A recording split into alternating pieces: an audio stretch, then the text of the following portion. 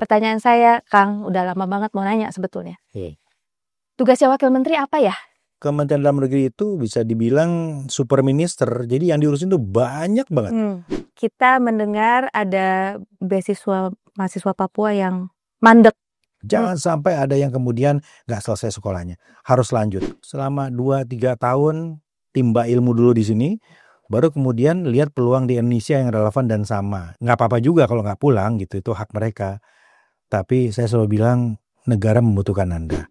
Rumah kedua, negara kedua adalah Australia. Kota yang sangat cintai adalah Bogor, nomor 2 Bandung, nomor 3 Melbourne lah.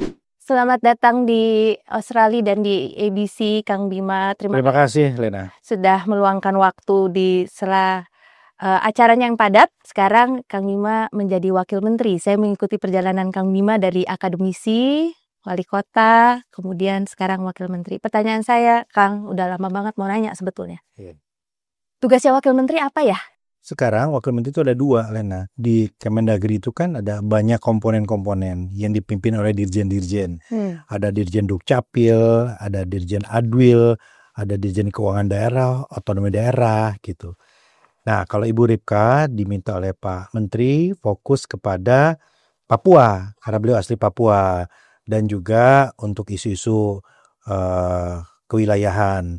Nah, kalau saya agak banyak juga ke Dukcapil, ke politik pemerintahan umum, otonomi daerah gitu. Jadi ada pembagian tugasnya. Dan memang Kementerian Dalam Negeri itu bisa dibilang super minister. Jadi yang diurusin tuh banyak banget. 500 lebih kepala daerah itu di bawah supervisi kita. Kita pastikan mereka punya kinerja, mengelola keuangan yang baik, dan anggarannya itu kan kita review juga. Apakah keberadaan atau penugasan Gibran di Papua bisa membuat hubungan Papua dan Jakarta lebih baik? Secara undang-undang, tugas dan kewenangan, Wakil Presiden itu memiliki beberapa tugas khusus. Salah satunya adalah memimpin percepatan pengentasan kemiskinan. Kemudian yang kedua, mengkoordinir percepatan pembangunan di Papua juga. Pak Ma'ruf juga begitu dulu gitu. Jadi nggak ada yang baru, nggak ada yang berbeda. Dan menurut saya kemudian tafsiran dari media lebih kepada spekulasi bahwa Pak Wapres ini akan ditempatkan di Papua. Sepertinya enggak gitu kan. Dan telah diralat juga oleh Pak Yusril, disampaikan ya bukan secara fisik kemudian Wapres akan berkantor di Papua ya enggak. Tetapi ada tim lah yang mengakselerasi karena Papua ini memang perlu atensi khusus. Saya waktu dipanggil oleh Pak Prabowo, saya tanya khusus pada beliau, Bapak Presiden mohon arahan apa yang menjadi prioritas Kemendagri. Satu, beliau sampaikan bahwa tolong atensi terhadap undang-undang pemilu kita. Yang kedua, beliau sampaikan bahwa saya atensi khusus soal Papua. Harus ada perhatian yang lebih. Makanya kemudian ditunjuk satu Wakil Menteri yang asal Papua, Bu Ripka tadi begitu. Nah, tetap menurut saya harus ada orang yang secara khusus in charge gitu ya untuk mengakselerasi itu, dan itu adalah Pak Wapres. Jadi nggak secara simple berkantor di Papua. Ya, memang secara hukum memang ada dasar hukumnya untuk itu ya. Tapi memang secara politik yang menjadi banyak spekulasi tadi kan secara politiknya bukan secara hukum. Masih ngomong soal Papua juga, kita mendengar ada beasiswa mahasiswa Papua yang mandek dari pemerintah, tapi dari pemerintah Papua. Ya. Kang. Ya, jadi begini, memang tadinya teman-teman Papua itu diberikan bantuan pendidikan oleh provinsi induk. Tetapi kemudian ketika ada daerah otonom baru, maka tidak berlanjut, dianggap menjadi tanggung jawab provinsi baru tadi. Opsinya saya kira 2 ya. Yang pertama adalah Kemendagri ini akan memberikan atensi kepada daerah otonom baru itu, Papua Pegunungan, Papua Barat Daya misalnya, untuk mengalokasikan tetap dari APBD mereka. Itu opsi pertama. Opsi kedua adalah mungkin bisa di-switch kepada penyedia beasiswa lain. Ini lebih mudah. Ya, nanti kami akan berbicara dengan LPDP misalnya sejauh mana kemudian bisa di-switch saja. Kita hitung lagi semuanya, berapa lama lagi, kemudian kita petakan mana yang bisa ditanggung oleh provinsi yang baru, mana yang nggak memungkinkan secara penganggaran, maka akan kita carikan bisa di LPDP atau di mana. Yang pasti jangan sampai ada yang berhenti, jangan sampai ada yang kemudian nggak selesai sekolahnya, harus lanjut. Ya tinggal sekarang apakah dari provinsi yang baru atau dari penyedia beasiswa yang lain. Oh, jadi ini salah satu efek dari pemekaran tadi ya? Iya. Ini kan ke Australia dalam rangka ada acara bersama mahasiswa kemarin. Dan Kang Bima juga punya pengalaman sebagai mahasiswa di Australia. Sekarang trivia sedikit. Kalau mendengar kata Australia, kata apa yang langsung ada di pikiran Kang Bima? 3 kata. Australia. Yang pertama aktivisme. Karena dulu ketika mulai kuliah di Melbourne itu 98. Wah, itu saya ikut demo aksi menentang Soeharto waktu itu gitu ya. Mulai bergaul dengan teman-teman LSM. Jadi jiwa aktivis itu dulu terasah 98 di Melbourne. Itu kata pertama. Jadi setiap ke Melbourne tuh bapernya itu. Yang kedua, ya saya ingat dengan beasiswa lah. Saya dibesarkan di sini. Saya dapat kesempatan untuk sekolah oleh pemerintah Australia gitu. Jadi kayak negara kedua, kayak rumah kedua. Kota yang saya cintai adalah Bogor, nomor 2 Bandung, nomor 3 Melbourne lah. Yang ketiga tuh ya rumah kedua, negara kedua adalah Australia. Oke, menarik. Banyak mahasiswa Indonesia di Australia yang merasa nggak terlalu confident untuk pulang ke Indonesia dengan segala tantangan yang ada di Indonesia sekarang. Sebagai alumni, sebagai wakil Menteri Dalam Negeri, apa yang Kang Bima bisa katakan kepada mahasiswa Indonesia ini? Yang pertama, jangan terlalu khawatir bahwa di Indonesia itu kita akan susah kerja selama kita punya passion dan ada core competence kita. Saya selalu ngasih contoh dulu ketika saya pulang ke Indonesia, itu saya punya ide yang agak beda gitu ya. Jadi saya nggak mau daftar kerja, nggak mau, ya memang saya waktu itu dosen gitu ya. Tapi saya ingin justru menciptakan lapangan pekerjaan. Jadi saya punya ide untuk mendirikan konsultan politik. Saat itu nggak banyak konsultan politik di Indonesia gitu. Jadi karena saya punya referensi banyak ketika di Australia, mengamati perpolitikan, partai politik, pemilu, konsultan, kayaknya ini lapangan pekerjaan yang oke juga di Indonesia. Itu saya sampaikan ke teman-teman pelajar. Kedua, saya bilang kalian juga harus hitung-hitungan. Apakah betul nggak ada? Apakah bisa menciptakan? Ya kalau enggak, ya nggak apa-apa juga, nggak pulang dulu. Ya selama 2-3 tahun timba ilmu dulu di sini, baru kemudian lihat peluang di Indonesia yang relevan dan sama. Nggak apa-apa juga kalau nggak pulang gitu, itu hak mereka. Tapi saya selalu bilang, ya negara membutuhkan Anda. Negara ini ada di persimpangan jalan untuk menuju Indonesia emas. Kalau dulu Bung Karno bilang beri aku 10 pemuda. Sekarang itu ada ribuan anak muda yang sedang dapat beasiswa kuliah di luar negeri. Mereka inilah Gen Z saat ini akan menjadi pemimpin kita di 2045. Jadi please pulang. Negara Anda membutuhkan Anda, mengantarkan untuk menuju masa jaya Indonesia 20 tahun lagi.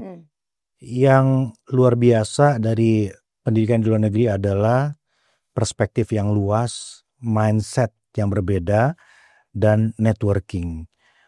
Indonesia membutuhkan itu. Jadi kalau pulang ke Indonesia berjamaah, artinya membawa jejaring, dan jejaring ini saling bersinergi, itu kan dahsyat. Ada teman-teman yang menjadi expert di media, expert di energi, expert di birokrasi, dan lain-lain gitu. Dan dengan perspektif yang luas itu kan bisa mewarnai. Ya orang seperti saya aja sendiri pulang, kemudian dibantu oleh teman-teman yang juga waktu itu kita kenal, ini bisa melakukan sesuatu. Sekarang kan ada yang jadi birokrasi juga di Kementerian Keuangan, ada yang di media. Jejaring kita kemudian terus lanjut sampai saat ini. Itu dulu nggak banyak. Kebayang kalau berjamaah pulang, membangun sinergi dengan perspektif yang luas, itu kan something, sesuatu buat Indonesia. Tadi Kang Bima bilang sebelum kita rekaman, Melbourne nggak terlalu banyak berubah. Sebetulnya ada yang berubah. Yang berubah adalah semakin berkurangnya Indonesian Studies di beberapa universitas. Minat terhadap bahasa Indonesia juga menurun 20 tahun yang terakhir gitu, 10 tahun terakhir bahkan. Kebetulan kami bikin serial Indonesian Down Under yang kami soroti juga salah satunya tentang bahasa Indonesia. Dan salah satu yang dikemukakan oleh beberapa pengamat adalah ya harus dua-duanya gitu, harus ada dari pemerintah Indonesia, ada juga yang harus dari pemerintah Australia, jadi harus dua-duanya. Anda mengikuti nggak soal ini dan apa yang kira-kira bisa dilakukan? Jadi ada 3 hal yang agak berpengaruh dari fluktuasi Indonesia dan Australia. Yang pertama adalah di tingkat leaders atau para pemimpin, G to G. Ketika Perdana Menterinya care, concern, merasa dekat, misalnya ya,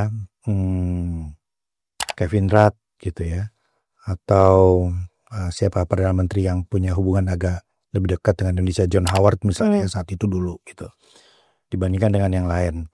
Itu pasti policy-nya berbeda terkait dengan janji kampanye, idiosyncrasy, background politik, kepeminatan gitu. Itu menentukan gitu. Indonesia pun sama ya. Kalau punya pengalaman dengan Australia lebih dekat, pasti kebijakannya nggak berbeda. Yang kedua ada di tingkat P2P, komunitas, masyarakat begitu. Artinya ketika pemerintahnya ini misalnya agak kurang dekat, nggak terlalu intim, maka teman-teman sesama media, komunitas, NGO itu bisa proaktif untuk buat program gitu, pertukaran pelajar dan sebagainya. Ya, tapi sebetulnya ada faktor yang ketiga juga. Dulu itu Indonesia itu seksi, dianggap surga bagi para researcher. Neliti di Indonesia itu apa aja menarik. Karena banyak hal yang Indonesia sedang berkembang melangkah maju gitu ya. Nah sekarang mungkin Indonesia itu sudah dianggap relatif lebih mature gitu ya. Secara politik semakin matang, pemilu kita lancar misalnya. Kemudian juga ada hal-hal lain yang nggak semenarik dulu. Sehingga kemudian mengurangi kepeminatan itu. Kalau di tingkat high levelnya sudah concern, P2P-nya oke, kemudian juga disambut lagi oleh kepeminatan yang sama di antara para peneliti, para pemerhati, maka ke depan akan lebih banyak lagi ya. Ya kemarin juga saya dapat informasi di Tasmania katanya mau ditutup ya. Jangan-jangan memang pola pendekatannya di tingkat pejabat, decision makersnya gitu harus tempuh pendekatan lain by data, berdasarkan data. Jadi saya nggak tahu ya, apakah sudah dilakukan assessment, bener nggak sih menurun, kenapa? Beneran nggak sih itu revisi sejarah? Kita akan punya buku sejarah baru dengan banyak bab yang hilang di dalamnya. Ya. Memang proses penyempurnaan sejarah itu tak terhindarkan menurut saya ya. Pemutahiran ya. Lebih update begitu. Ya.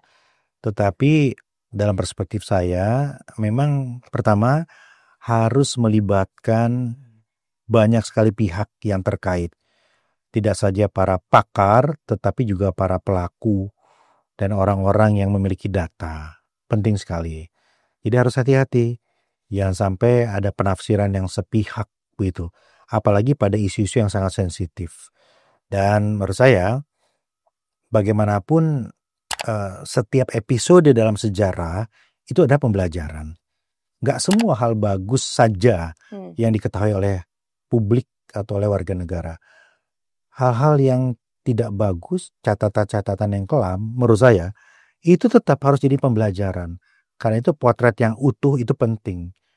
Dan nantinya penyampai pesan itu melalui para pendidik, pengajar itu kan sangat penting untuk agar bisa penggalan-penggalan sejarah itu ditangkap secara utuh oleh para pembaca atau oleh para penstudi.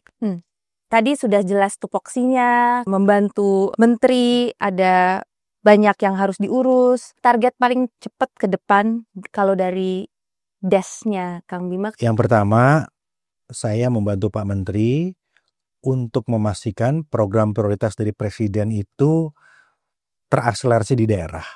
Ada makan bergizi, ada koperasi desa, ada juga sekolah rakyat ya. Itu harus nyambung dengan daerah. Itu tugas Kemendagri. Supervisi kepada kepala daerah, satu. Yang kedua, saya juga ditugaskan Pak Menteri untuk mengawal revisi Undang-Undang Pemilu.